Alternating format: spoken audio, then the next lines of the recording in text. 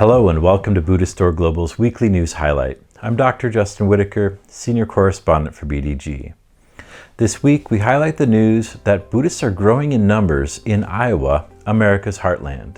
We'll have a look back at some recent BDG coverage of Buddhism in the United States, but first this news.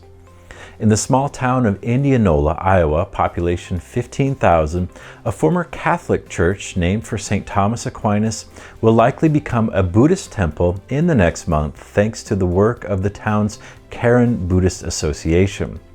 Carlisle Dissel, Indianola's Community and Economic Development Director, noted that there are no other places of Buddhist worship in the area currently. The Karen Buddhist Association, made up of about 50 families, predominantly from Myanmar, wrote in its application to repurpose the church that they plan to create a place of peaceful contemplation.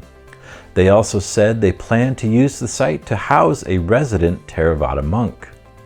Most of the refugees that form the Karen Buddhist Association arrived in 2006 and 2007, around the start of what became known as the Saffron Revolution in Myanmar.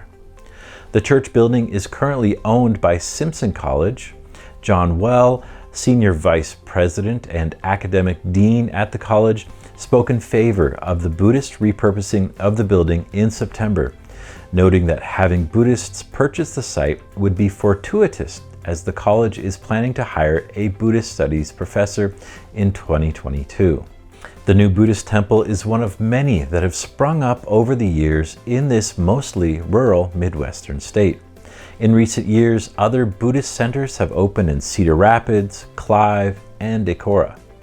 Two centers showing different traditions in Iowa are the Cedar Rapids Zen Center and the Pure Land Temple in Clive. The Cedar Rapids Zen Center was started by Zuiko Redding, an ordained Soto Zen teacher.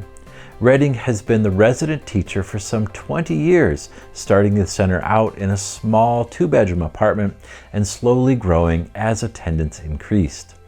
The Pure Land Temple in Clive began in an apartment like the Cedar Rapids Zen Center. Helen Liu and Evelina Chen, sisters and Pure Land practitioners, fostered the organization from its earliest stages. Practitioners for over 20 years, their main teacher is a Nyingma Tibetan Buddhist teacher named Khenpo Paljor Gyatso. The Pure Land Temple also hosts teachers from a variety of other traditions, including Zen, Theravada, and Chan.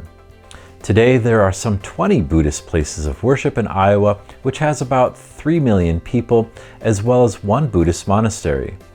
According to the Public Religion Research Institute, fewer than half of young Iowa adults identify as white and Christian, and more than 4 in 10 young adults in Iowa are religiously unaffiliated, while some 13% identify as non-white Christians. Iowa seniors, by contrast, are overwhelmingly white and Christian. 85% of Iowa's seniors are white Christians, including some 1/3 who identify as white evangelical Protestants, according to the PRRI. The new temples in towns and cities in Iowa reflect changing demographics and a growing number of converts to Buddhism.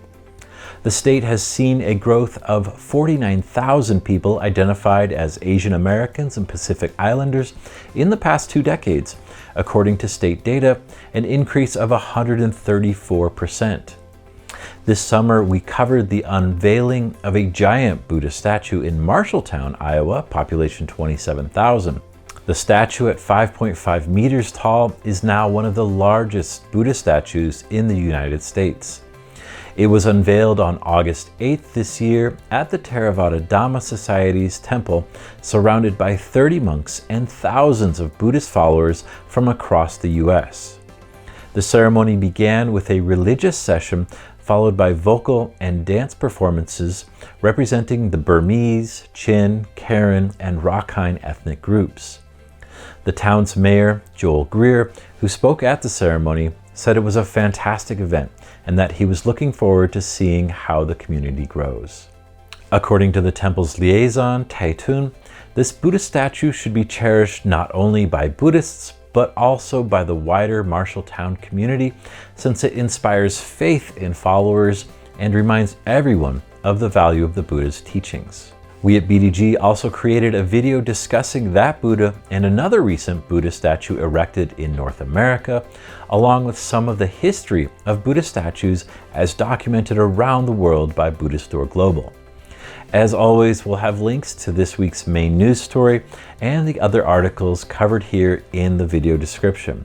Use the comments below to let us know what you think about the future of Buddhism in America. And as always, be sure to check out our website, buddhiststore.net, for more on this story, as well as other news and features about Buddhism around the world.